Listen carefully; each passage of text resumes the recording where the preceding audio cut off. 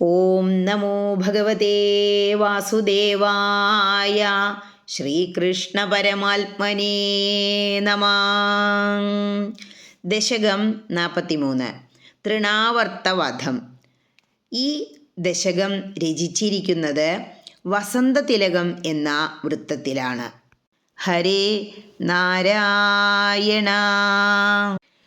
ത്വാമേകദാ ഗുരുമരുൾപുരനാഥവോഢും ഗാഢാധിരൂഢഗരിമാണമപാരയന്തേ മാതാനിധായ ശയനേ കിമിദം ബതേതി ധ്യായന്ത്യചേഷ്ടദഗൃഹേഷു നിവിഷ്ടശങ്ക. ഇനി ഈ ശ്ലോകത്തിലെ ഓരോ വാക്കുകളുടെയും അർത്ഥത്തെക്കുറിച്ച് ചിന്തിക്കാം.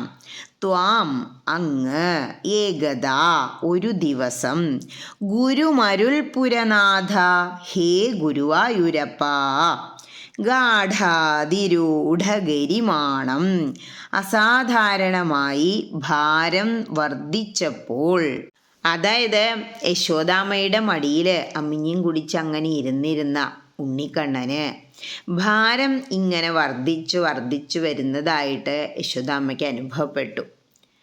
അതാണ് ഇവിടെ അസാധാരണമായി ഭാരം വർദ്ധിച്ചപ്പോൾ എന്ന് പറയുന്നത്. ഓഢും അപാരയന്തി എടുക്കുവാൻ വയ്യാതായിട്ട്, മാതാ അമ്മ യശോദ, നിധായ ശയനി വേഗം കൊണ്ടുവന്ന് ആ മഞ്ചത്തിൽ കിടത്തി.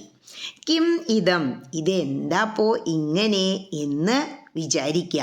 ബതേതി ബദ ഇതി നിവിഷ്ടശങ്ക എന്ന് ആശ്ചര്യപ്പെട്ടുകൊണ്ട് ശങ്കിച്ച്, ധ്യായന്തി ഭഗവാനെ ധ്യാനിച്ചുകൊണ്ട്, അചേഷ്ടത ഗൃഹേഷു ഗൃഹകാര്യങ്ങളിൽ വ്യാപൃതയാവുകയും ചെയ്തു. ഇനി ഈ അർത്ഥങ്ങളെല്ലാം മനസ്സിൽ വച്ചുകൊണ്ട് ആ ശ്ലോകം ഒന്നുകൂടി ചൊല്ലി നോക്കണം. എന്താ പറയണേ?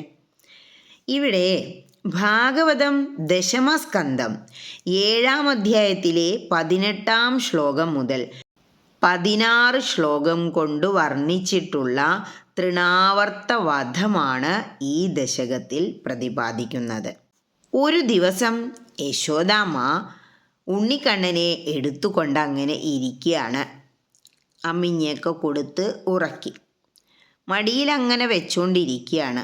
ആ സമയത്ത് ഉണ്ണിക്ക് കനം വർദ്ധിച്ചു വരുന്നതായിട്ട് യശോദാമ്മയ്ക്ക് തോന്നി. തനിക്ക് എടുക്കാൻ കഴിയാത്ത വണ്ണം ഉണ്ണിയുടെ കനം കൂടി വരുന്നു എന്ന് തോന്നിയപ്പോൾ വേഗം മെത്തയിൽ അല്ലെങ്കിൽ ഉണ്ണിക്കണ്ണൻ്റെ മഞ്ചത്തിൽ അങ്ങോട്ട് കിടത്തി. പക്ഷേ ഈ ഒരു ചിന്ത മനസ്സിൽ കയറിയപ്പോൾ ആ അമ്മ വിചാരിക്കുകയാണ്, ഏതൊരു സാധാരണ സ്ത്രീയെയും പോലെ വല്ല അസുഖവും വരാനായിരിക്കുമോ ഇങ്ങനെ കനം കൂടിക്കൂടി വരുന്നത് പെട്ടെന്ന് എന്ന് തോന്നി.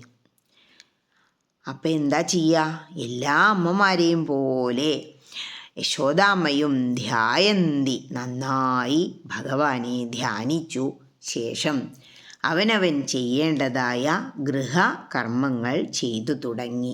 ഹരേ കൃഷ്ണ.